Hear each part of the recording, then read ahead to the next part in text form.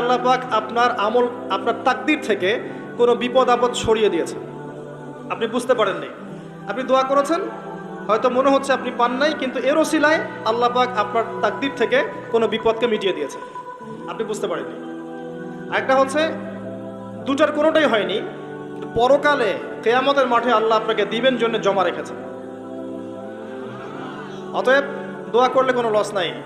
বেশি বেশি দোয়া করবেন, সেজদায় বেশি বেশি দোয়া করবেন, ফরজ সালাতের আগে পরে করবেন, নর্মালি হাত তুলে দোয়া করবেন, নফল নামাজ পড়ে করবেন, দান সাদাকা করে করবেন, কোরআন তেলাওয়াত করে করবেন, দোয়া বাড়িয়ে দেন। আত্মশুদ্ধির কথা আমরা যে বলি না, কয়েকটা বিষয় জড়িত।